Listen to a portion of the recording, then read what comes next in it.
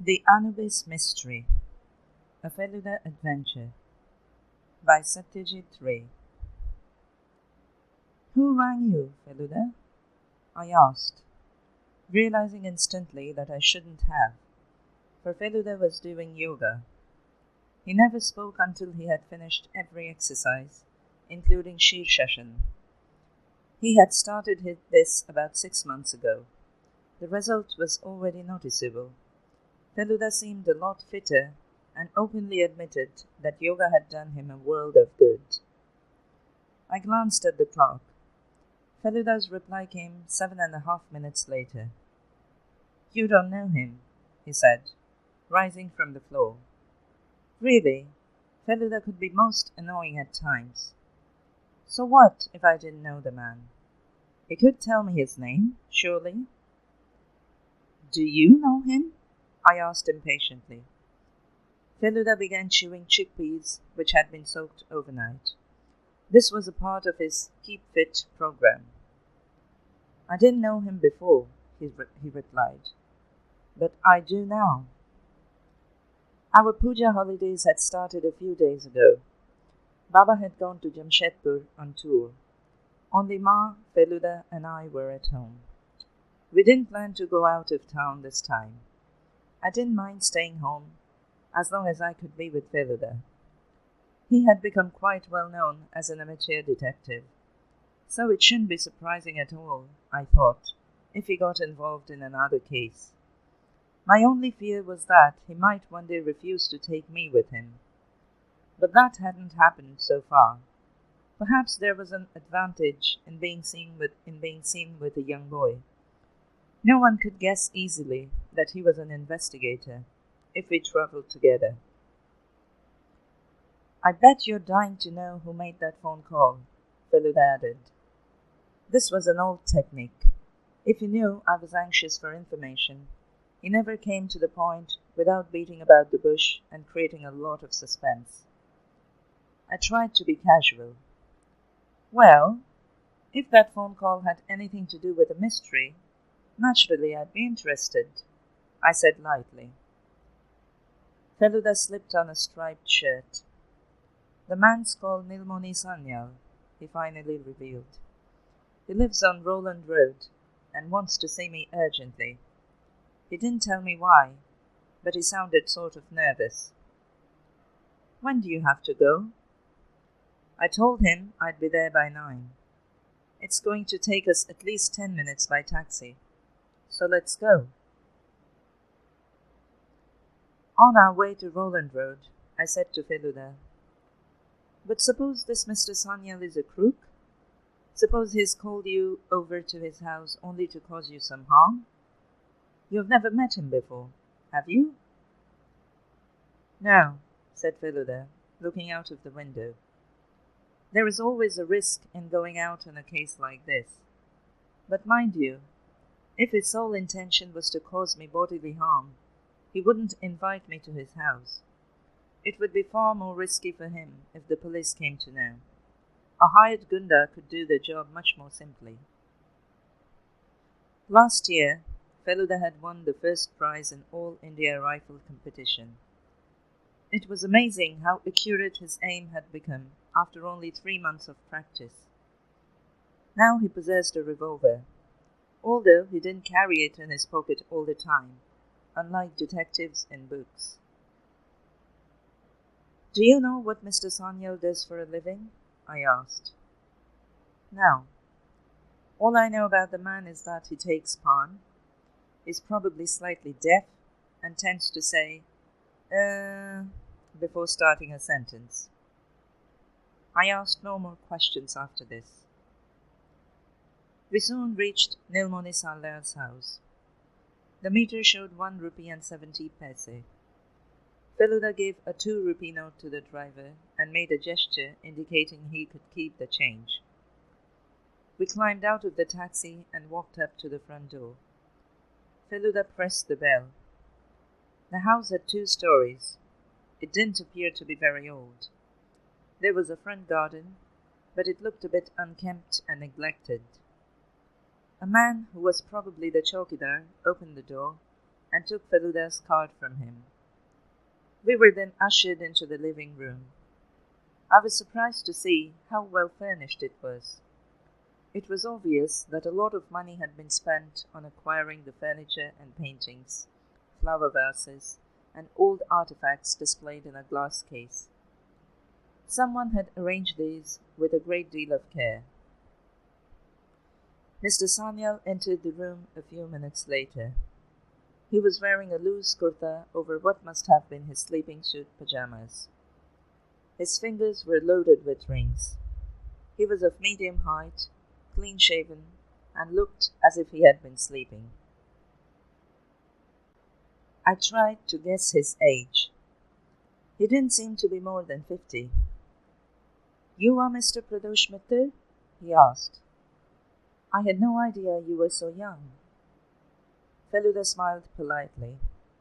Then he pointed at me and said, "This is my cousin. He is a very intelligent boy, but if you would rather speak to me alone, I can send him out." I cast an anxious glance at Mr. Sanyal, but he said, No, I don't mind at all. Would you like some tea or coffee?" "No, thanks." "Very well then. Allow me to tell you why I asked you to come here. But before I do so, I think I ought to tell you something about myself. I'm sure you have already noticed that I'm reasonably wealthy, and I'm fond of antiques and other beautiful things. What you may find difficult to believe is that I wasn't born rich. I did not inherit any money, nor I have got a job or a business." Nilmani Babu stopped and looked at us expectantly. "Lottery?" said Feluda. "Pardon?" I said, "Did you win a lottery?" Exactly! Nilmani Babu shouted like an excited child. "I won 250,000 rupees in the Rangers lottery 11 years ago. I have managed pretty well, I must admit, all these years on the strength of that. I built this house 8 years ago. Now you may wonder how I fill my time.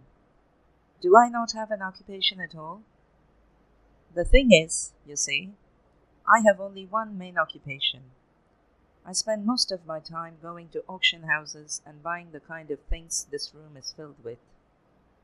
He waved his arms to indicate what he meant. Then he continued, "What happened recently may not have a direct connection with these objects of art in my collection, but I cannot be sure about that. Look." He took out a few pieces of paper from his pocket and spread them out. There were 3 pieces in all, with something scribbled on them. A closer look showed me that instead of words, there were rows of little pictures. Some of them I could recognize. There were pictures of owls, snakes, the sun, and the human eye. Others were more difficult to figure out. But the whole thing seemed familiar somehow. Where had I seen something like this before? In a book? "These look like hieroglyphics," said Feluda. "What?" Nilmani Babu sounded amazed. "The form of writing used in ancient Egypt. That's what it looks like." "Really?" "Yes, but it's extremely doubtful that we can find someone in Calcutta who might be able to tell us what it means." Nilmani Babu's face fell. "In that case, what shall I do? Someone has been mailing a note like that to me fairly regularly over the last few days. If I cannot have these read or decoded, it's going to be really worrying. What if these are warnings? What if it's someone threatening to kill me?" Feluda thought for a while. Then he said, "Is there anything from Egypt in your collection?" Nilmani Babu smiled slightly. "I wouldn't know, and that's the truth. I bought these things only because they were beautiful, rare, and expensive. I have very little idea of where they originally came from, before they reached the auction house. But all these things appear to be perfectly genuine. Nobody will believe you're not a true connoisseur. That is simple enough. Most auction houses do their homework properly and have every item valued by an expert. So if something is expensive, you can safely assume that it's genuine. My greatest pleasure lies in outbidding my rivals. And why not, since I do have the means? If, in the process, I happen to collect something really valuable, so much the better. But you wouldn't know if any of this stuff is Egyptian. Nilmani Babu rose and walked over to the glass case. He brought out a statuette from the top shelf and gave it to Feluda. It was about 6 inches long. Made of some strange green stone, it was studded with several other colorful stones. What was most striking was that although its body had a human shape, its head was that of a jackal. I bought this only 10 days ago at an auction. Could this be Egyptian? Feluda glanced briefly at the statuette and said, Anubis. Pardon? Anubis, the ancient Egyptian god of the dead. It's a beautiful piece. But Nilmani Babu sounded apprehensive. Do you think there is a connection between this Anubis and the notes I've been receiving? Did I make a mistake by buying it? Is someone threatening to snatch it away from me? Feluda shook his head, returning the statuette to Nilmani Babu. That is difficult to say. When did the first letter arrive? Last Monday. You mean just after you bought it? Yes. Did you keep the envelopes? No, I'm afraid not. Perhaps I should have kept them, but they were ordinary envelopes and the address was typewritten. The postmark said Elgin Road. That I did notice. All right, Feluda rose. I don't think we need to do anything right now, but just to be on the safe side, I suggest you keep that statue somewhere else. Someone I know got burgled recently. Let's not take any chances. We came out of the living room and stood on the landing. Can you think of anyone who might wish to play a practical joke on you? Feluda wanted to know. Nilmani Babu shook his head. No, I've lost touch with all my friends. What about enemies? Well, most wealthy people have enemies, but of course it's difficult to identify them. Everybody behaves so well in my presence. What they might do behind my back, I cannot tell. Didn't you say you bought that piece at an auction? Yes, at Aratoon Brothers. Was anyone else interested in it? Nilmani Babu suddenly grew agitated at this question. Mr. Mittal, he said excitedly, you have just opened a whole new aspect to this case. You see, I have a particular rival with whom I clash at most auctions. He was bidding for this Anubis too. Who is he? A man called Pratul Datta. What does he do? I think he was a lawyer. Now he's retired. He and I were the only ones bidding for that statue. He stopped when I said 12,000. When I was getting into my car afterwards, I happened to catch his eye. I did not like the look in it, I can tell you. I see. By this time, we had come out of the house and were walking towards the gate. Do a lot of people live in this house? Feluda asked. Oh no, I'm quite alone in this world. I live here with my driver, Marley, and 2 old and trusted servants. That's all. Isn't there a small child in this house? Feluda asked, totally unexpectedly. Nilmani Babu stared for a few seconds, then burst out laughing. Just look at me. I forgot all about my nephew. Actually, I was thinking only of adults in this house. Yes, my nephew Juntu happens to be visiting me. His parents are away in Japan. His father runs a business.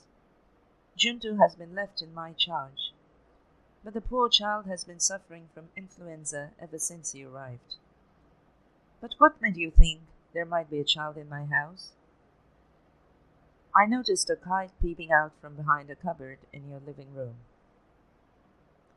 A taxi arrived for us at this moment, crunching gravel under its tires. It was thoughtful of Nilmoni Babu to have sent his servant out to fetch it. Thank you, said Feluda, as we got in. Please let me know if anything suspicious occurs. But at this moment, there's nothing to be done. On our way back, I said, there is something rather sinister about that statue of Anubis, isn't there? If you replace a human head with the head of an animal, any statue would look sinister. It's dangerous to keep statues of old Egyptian gods and goddesses. Who told you that? Why, you did, a long time ago. No, never. All I told you was that some of the archaeologists who dug up old Egyptian statues ran into a lot of trouble afterwards. Yes, I remember now. There was a British gentleman, wasn't there? What was his name? Lord Carnarvon. And his dog? The dog wasn't with him. Lord Carnarvon was in Egypt. His dog was in England.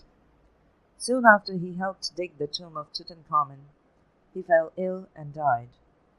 It was discovered later that his dog, who was thousands of miles away, died mysteriously at the same time as his master. He had been in perfect health, and no one could ever figure out the cause of his death. Any mention of Egypt always reminded me of the strange story I had heard from Feluda. That figure of Anubis might well have come from the tomb of some Egyptian pharaoh. Didn't Nilmoni Babu realize this? Why did he have to take such a big risk? At 5:45 the next morning, the phone rang just as I heard our newspaper land on our balcony with a thud. I picked up the receiver quickly and said, "Hello?" But before I could hear anything from the other side, Feluda rushed in and snatched it from me. I heard him say, "I see," 3 times. Then he said, "Yes, all right," and put the phone down. Anubis disappeared last night, he told me, his voice sounding hoarse. We've got to go there, at once. Since there was a lot less traffic so early in the morning, it took us only 7 minutes to reach Nilmoni Babu's house. He was waiting for us outside his gate, looking thoroughly bemused. "What a nightmare I've been through," he exclaimed, as we jumped out of our taxi. "I've never had such a horrible experience." We went into the living room. Nilmoni Babu sank into a sofa before either of us could sit down, and showed us his wrists. It was obvious that his hands had been tied. The rope had left red marks on his skin.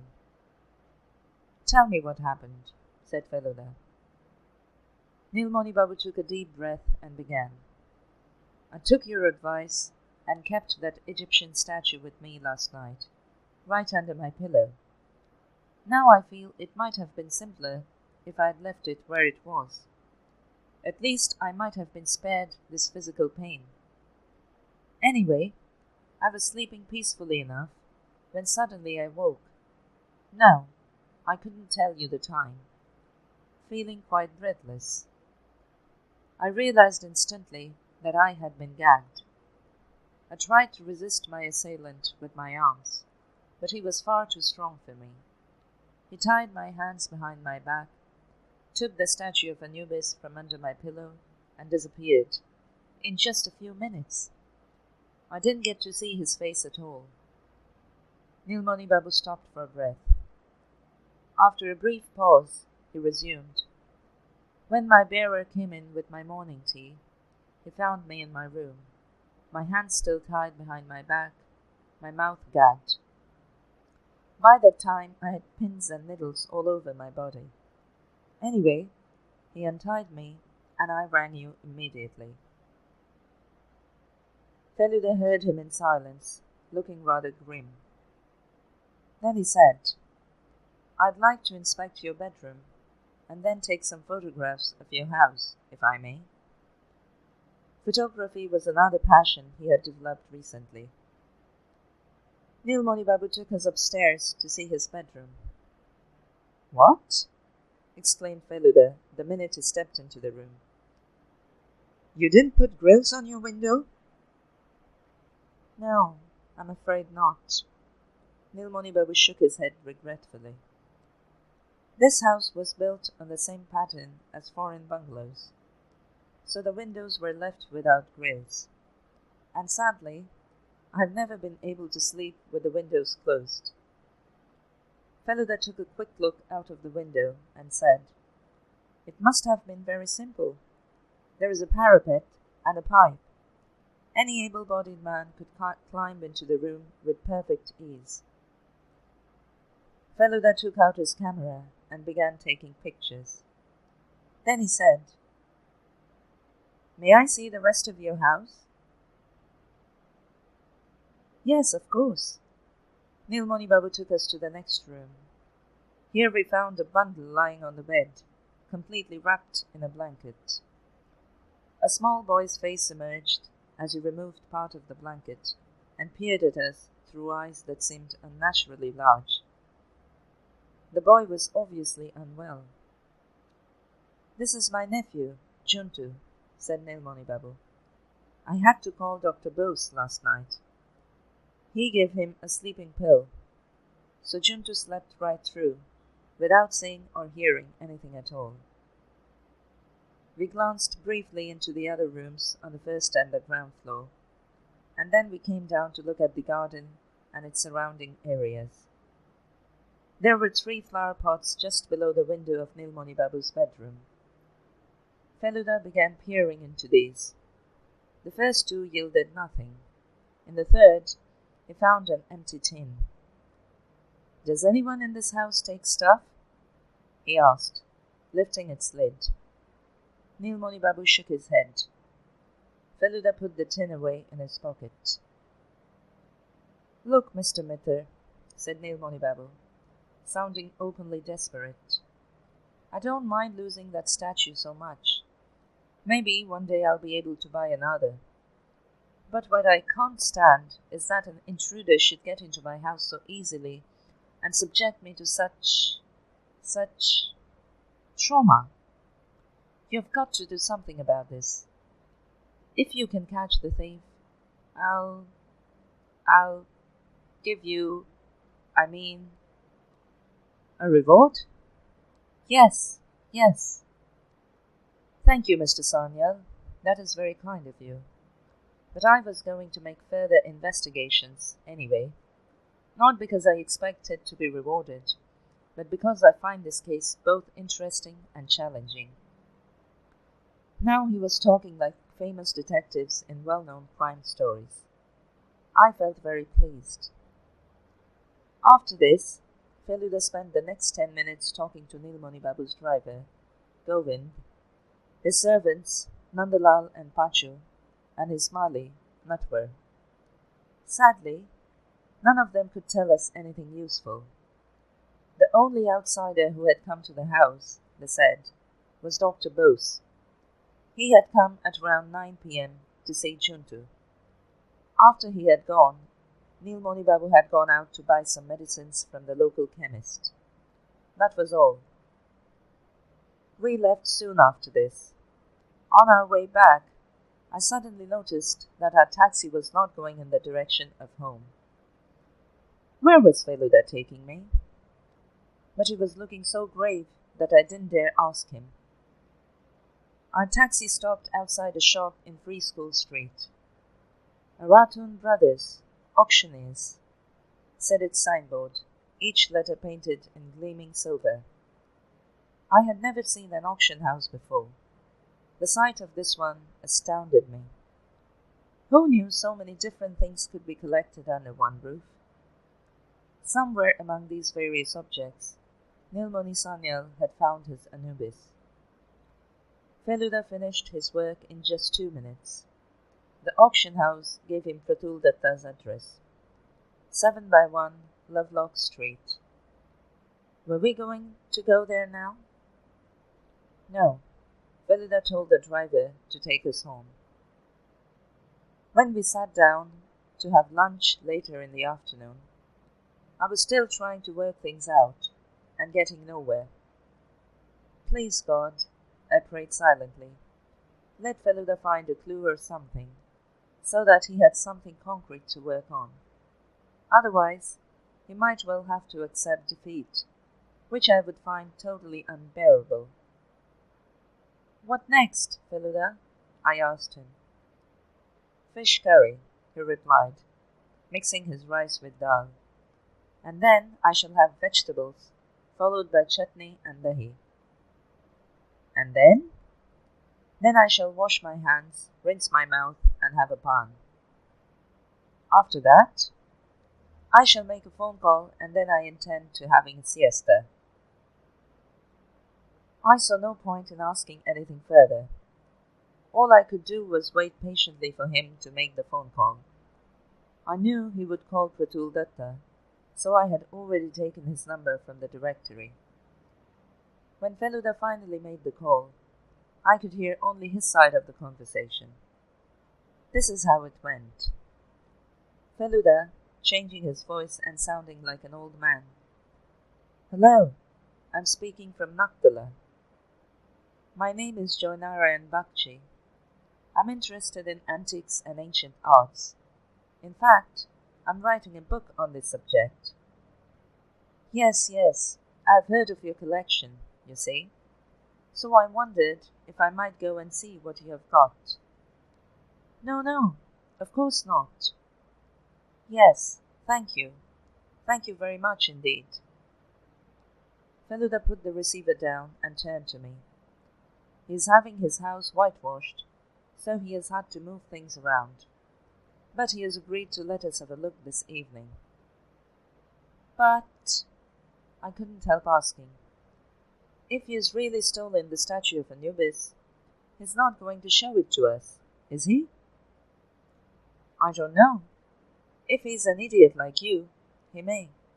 Moreover, I'm not going to visit him just to look for a stolen object. I simply want to meet the man. True to his word, Feluda went to his room after this to have a nap. He had this wonderful knack of catching a few minutes' sleep whenever necessary. Apparently, Napoleon had had this knack too. He could go to sleep even on horseback and wake a few moments later, much refreshed. Or so I had heard. I decided to pass the afternoon by leafing through one of Feluda's books on Egyptian art. Only a few minutes later, however, the phone rang. I ran to the living room to answer it. Hello? I said. There was no immediate response from the other side, though I could make out that there was someone holding a receiver to his ear. I began to feel uneasy.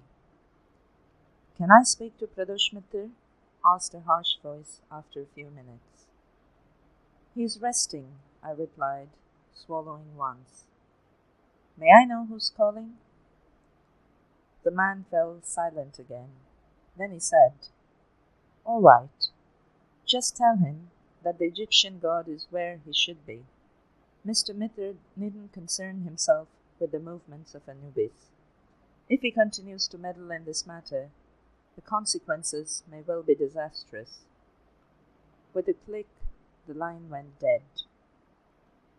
I sat foolishly, heaven knows for how long, still holding the receiver in my hand. I finally had the sense to replace it only when Feluda walked into the room. Who was on the phone? He asked. I repeated what I had been told by the strange voice. Feluda frowned and clicked his tongue in annoyance. You should have called me. How could I? You always get cross if I disturb your siesta. What did this man's voice sound like? Harsh and gruff. I see. Anyway, it's time now to get ready for Pratuldatta. I was beginning to see light, but now things have got complicated again. We got out of a taxi in front of Pratuldatta's house at 5 minutes to 6 that evening. We were both dressed for our parts, so cleverly disguised that I bet even Baba could not have recognized us.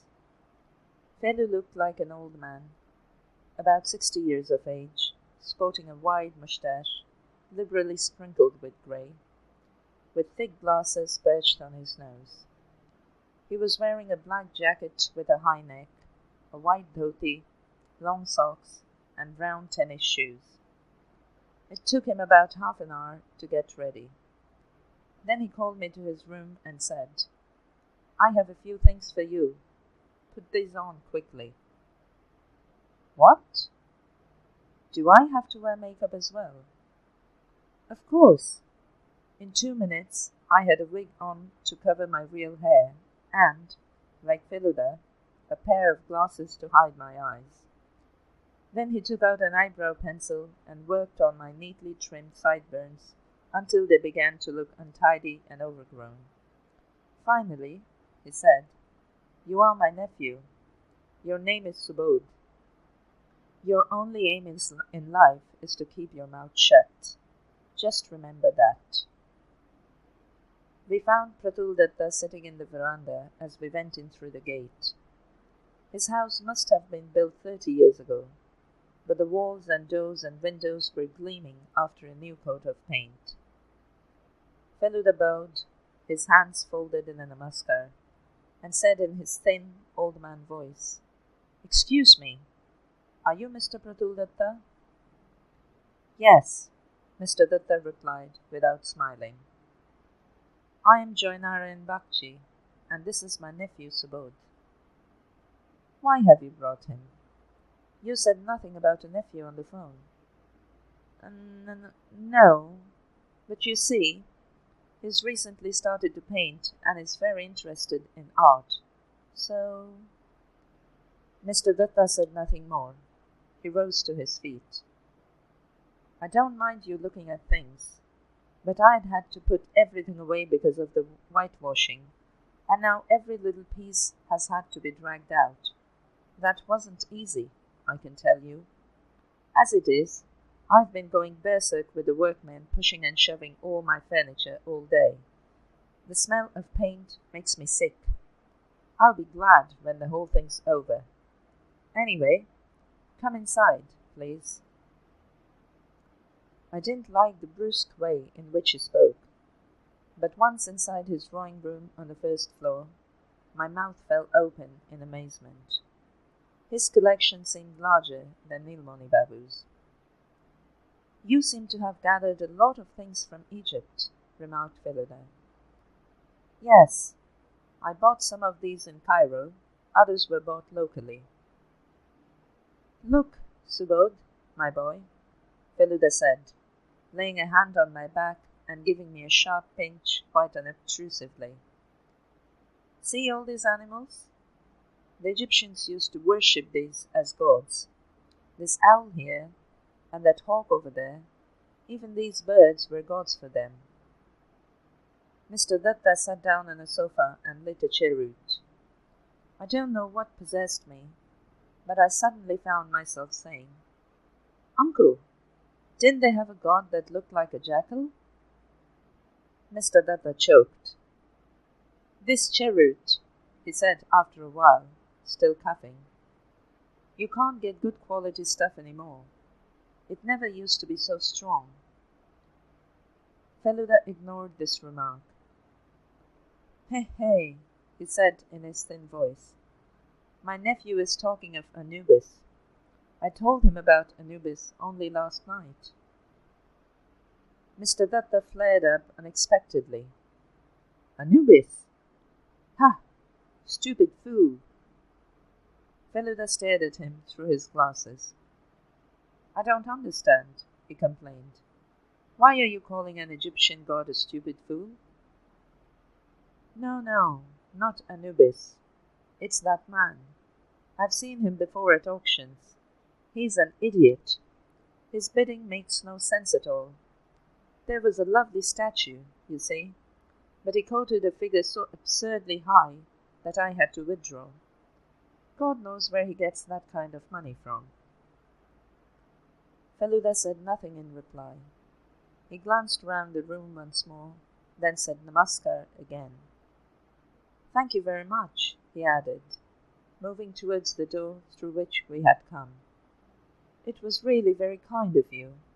It's given me a great deal of pleasure, and my nephew, has learnt a lot. On our way downstairs, Feluda asked one more question, very casually. Do you live alone in this house? No, came the reply. I live here with my wife. I have a son, but he doesn't live here. We came out of Mr. Datta's house and began walking, in the hope of finding a taxi. It was remarkably quiet outside, although it was not even 7 p.m. There was no one in sight except 2 small boys who were out begging.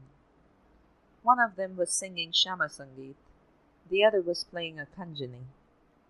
As they came closer, Feluda began humming the same words. Help me, mother, for I have no one to turn to. A few minutes later, we reached Baligan Circular Road and spotted an empty taxi. Feluda stopped singing and shouted, Taxi! So loudly that it screeched to a halt almost immediately. As we got in, I caught the driver give Feluda a puzzled look. He was probably wondering how a shriveled old man like him could possibly have such powerful lungs. When the phone rang the next morning, I was brushing my teeth. So it was Feluda who answered it. When I came out of the bathroom, he told me that Nilmoni Babu had just called to say that Pratul Datta's house had been burgled last night. All the cash had been left untouched. What was missing was a number of old and precious statues and other objects of art, the total value of which would be in the region of 50,000 rupees. The theft had been reported by the press, and the police had started their investigations. By the time we reached Pratul Datta's house, it was past 7 o'clock. Needless to say, this time we went without wearing any makeup. Just as we stepped in, a man of rather generous proportions, wearing a policeman's uniform, emerged from the house.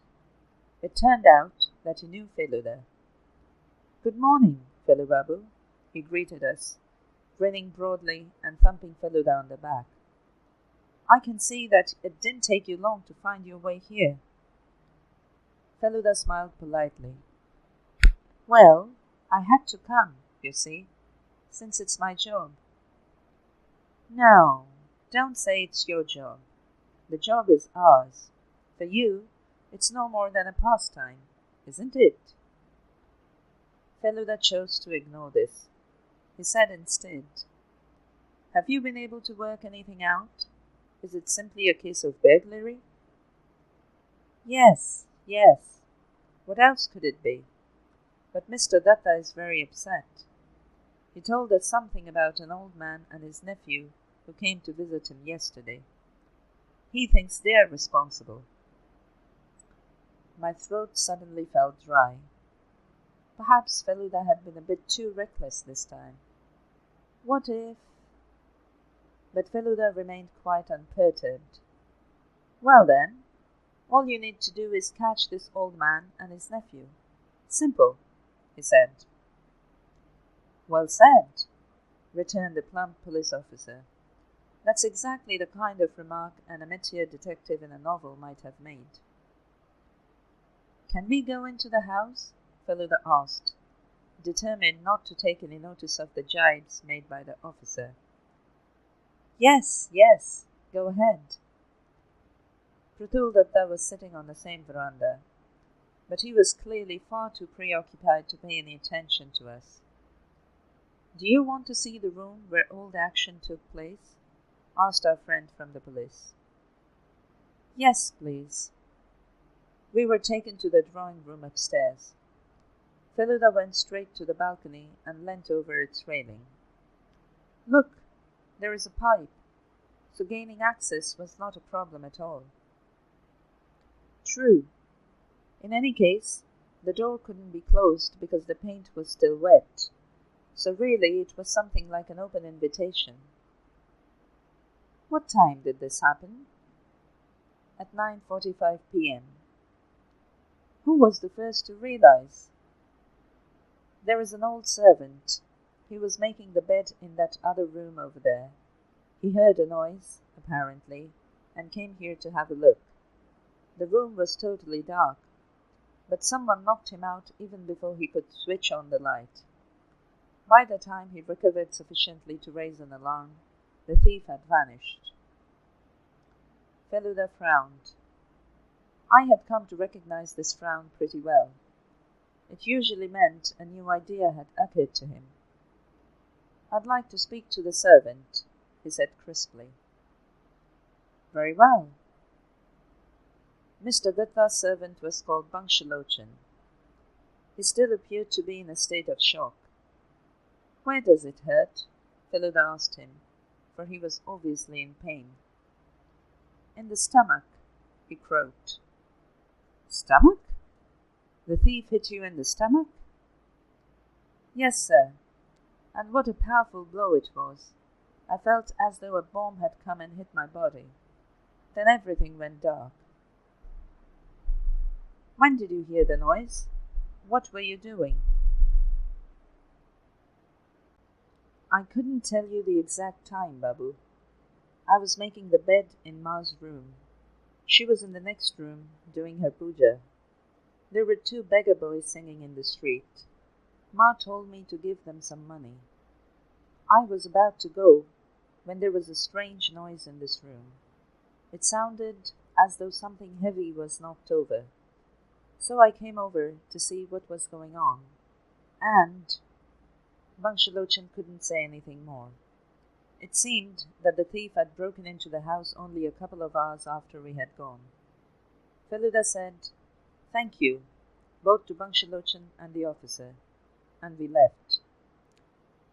Feluda began walking without saying a word. His face was set. His eyes had taken on a glint that meant he was definitely onto something. But I knew he wasn't yet prepared to talk about it, so I walked by his side silently, trying to think things through myself. Sadly, though, I got nowhere. It was obvious that Mr. Datta was not the burglar who had attacked Nilmoni Babu. He seemed strong enough, and he had a deep voice, but somehow I couldn't imagine him climbing a pipe. A much younger man must have done it. But who could it be? And what was Feluda thinking about? We continued to walk, ignoring every empty taxi that sailed by. After some time, I suddenly realized we were standing quite close to the boundary wall of Nilmoni Babu's house. Feluda began walking straight, with the wall on his left. After a few seconds, we realized the wall curved to the left. We made a left turn to follow it. About 20 steps later, Feluda stopped abruptly and began inspecting a certain portion of the wall. Then he took out his small Japanese camera and took a photograph of that particular section. This time, I too peered closer and saw that there was a brown imprint of a hand. All that was visible was really 2 fingers and a portion of the palm, but it was clear that it was a child's hand that had left the mark. We retraced our steps, making our way this time to the main gate. We pushed it open and went in. Nilmoni Babu rushed down to meet us. This may sound awful, he told us when we were all seated in his living room, But I must confess today my heart is feeling a lot lighter. Yes, I do feel better knowing that my biggest rival has met with the same fate. But where did my Anubis go? Who took him?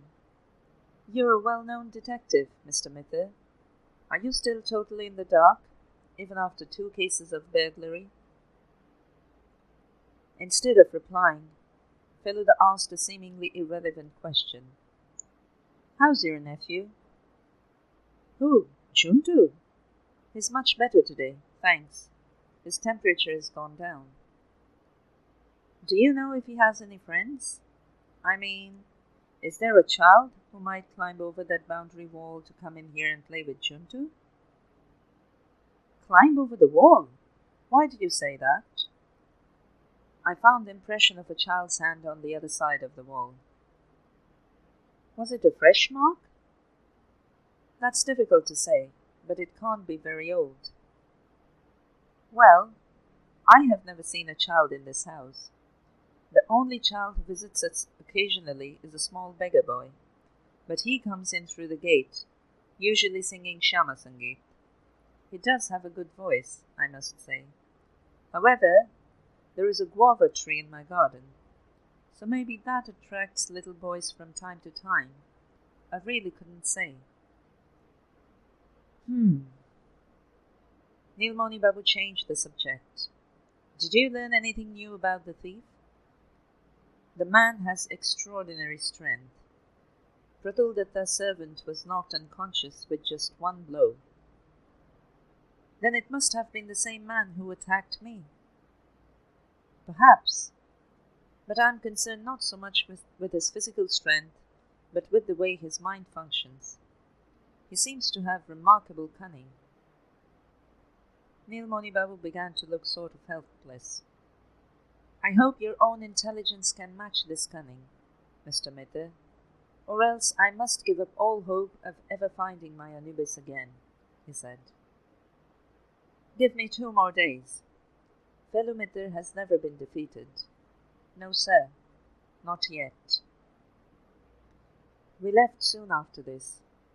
As we were walking down the driveway towards the front gate, we both heard a strange noise, as though someone was tapping on a glass pane. I turned around and saw a small boy standing at a window on the 1st floor.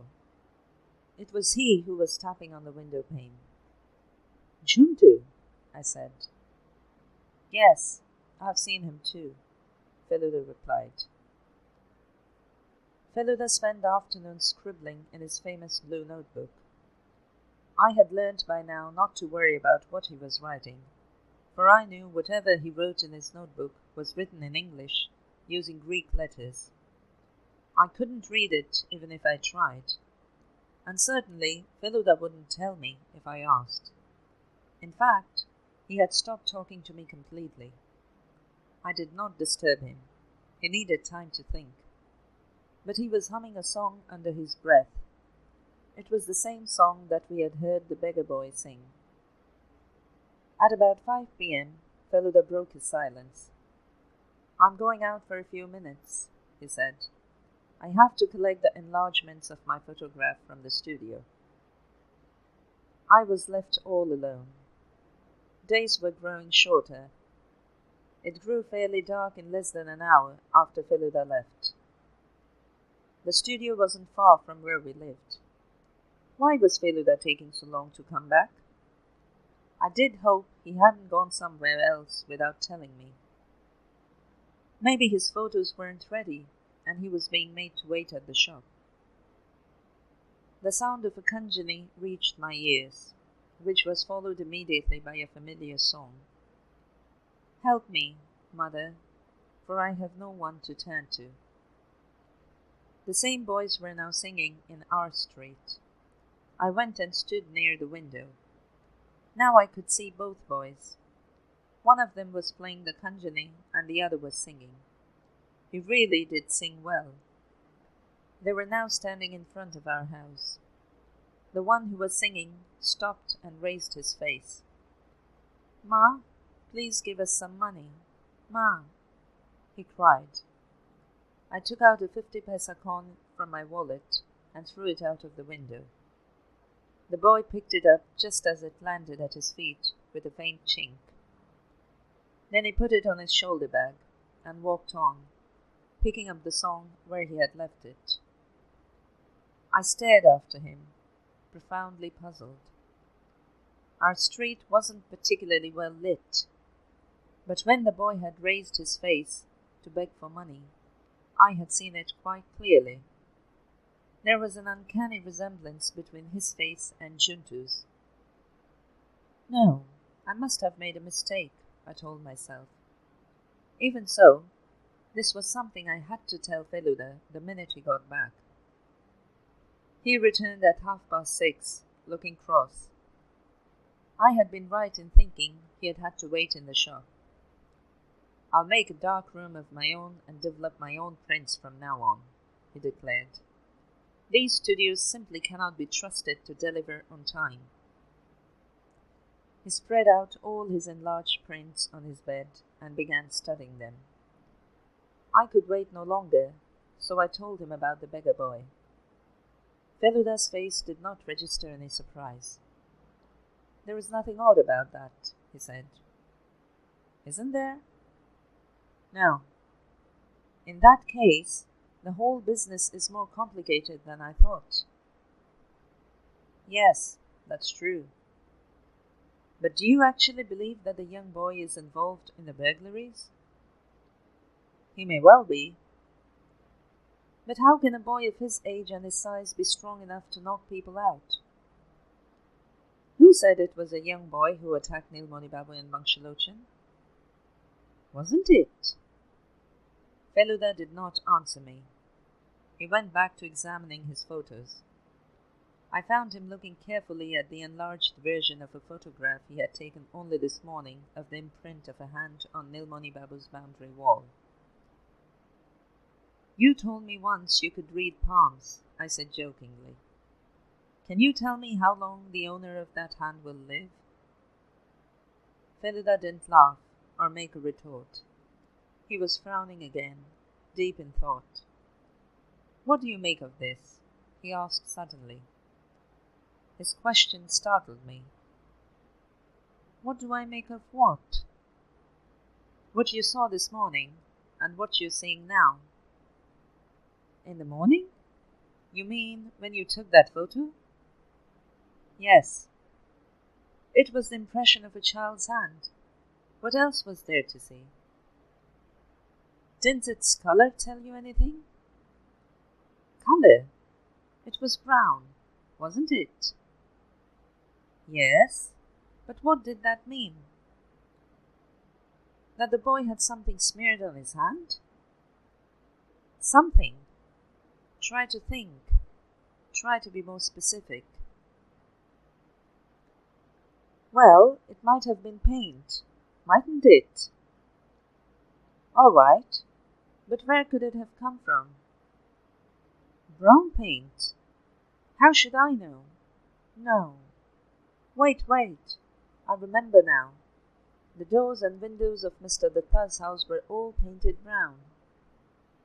Exactly. You caught some of it on your sleeve that day. If you look at your shirt, you'll probably still find it there. But I began to feel a bit dazed. Does that mean the person who got paint on his hand was the burglar who stole into Pratul Datta's house? Yes, there is a possibility. But look at the photo again. Can you spot anything else? I tried to think very hard, but had to shake my head in the end. It's all right, Feluda comforted me. I knew you wouldn't be able to spot it. If you had, I would have been very surprised. No, in fact, I would have been shocked. Why? Because that would have proved that you are no less clever than me. Oh? And what have you spotted, Mr. Clever? That this is more than just a complicated case. There is a sinister angle to it, which I have realized only recently. It is as horrific as Anubis himself. Feluda rang Nilmoni Babu the next day. "Hello, Mr. Sanyal? Your mystery has been solved." "No, I haven't actually got that statue, but I think I know where it is. Are you free this morning?" "What? He's worse, is he? Which hospital?" "All right, we'll meet later. Thank you." Feluda replaced the receiver and quickly dialed another number. I couldn't hear what he said, further lowered his voice and practically whispered into the telephone. But I could tell that he was speaking to someone in the police. Then he turned to me and said, "Get ready quickly. We are going out." "Yes, now." Luckily, there wasn't much traffic on the roads, since it was still fairly early. Besides, Feluda had told the driver to drive as fast as he could. It took us only a few minutes to reach Nilmoni Babu Street. Just as we reached his gate, we saw him driving out in his black ambassador. There didn't seem to be anyone else in the car apart from Nilmoni Babu himself and his driver. "Follow that car," shouted Feluda. Excited, our driver placed his foot on the accelerator. I saw Nilmoni Babu's car take a right turn. At this moment, Feluda did something completely unexpected. He took out his revolver from the inside pocket of his jacket, leant out of the window, and shot at the rear tires of the ambassador. The noise from the revolver and the bursting of tires was absolutely deafening. Then I saw the ambassador lurch awkwardly, bump against a lamppost, and come to a standstill. Our taxi pulled up just behind it. From the opposite end came a police jeep and blocked the other side. Nilmoni Sanyal climbed out of his car and stood glancing around, looking furious. Feluda and I got out of our taxi and began walking towards him. From the police jeep, the same plump officer jumped out. "What the hell is going on?" demanded Nilmoni Babu when he saw us. "Who else is with you in the car apart from the driver, Mr. Sanyal?" Feluda asked coldly. "Who do you think?" Nilmoni Babu shouted. "Didn't I tell you I was taking my nephew to the hospital?" Without a word, Feluda stepped forward and pulled the handle of one of the rear doors of the ambassador. The door opened, and a small child shot out from the car, promptly attaching himself to Feluda's throat. Feluda might have been throttled to death, but he wasn't just an expert in yoga. He had learned jiu-jitsu and karate too. It took him only a few seconds to twist the child's wrists and swing him over his head, finally throwing him down on the road. The child screamed in pain, which made my heart jump into my mouth. The voice wasn't the child's voice at all. It belonged to a fully grown adult. It sounded harsh and raucous. This was the voice I had heard on the telephone. By this time, the police officer and his men had surrounded the car and arrested Nilmoni Babu, his driver, and the child. Feluda straightened his collar and said, "That imprint of his hand had made me wonder. It couldn't be a child's hand, for it had far too many lines on it. A child's hand would have been much more smooth. However, since the size of the palm was small, there could be just one explanation for it. The so-called child was really a dwarf." "How old is your assistant, Mr. Sanyal?" 40, Nilmoni Babu whispered. His own voice sounded different. "You thought you were being very clever," Feluda went out. "Your plan was flawless, and you're acting good enough to win an award. You told me a weird tale of warnings in hieroglyphics, then staged the robbery, just to remove suspicion from yourself. Then you had Paruldata's house burgled, and some of his possessions became yours. Tell me, the boy we saw in your house was the other beggar boy, wasn't he? The one who used to sing?" Nilmoni Babu nodded in silence. Yes, that boy used to sing, Feluda continued, and the dwarf played the conjunny. You never had a nephew at all. That was another story you cooked up. You have kept that boy in your house by force, haven't you? To help you with your misdeeds? I know that now, but it took me a while to figure it out. The boy and the dwarf were sent out together. The dwarf disappeared from Pratuldatta's house, leaving the conjunny with the singer,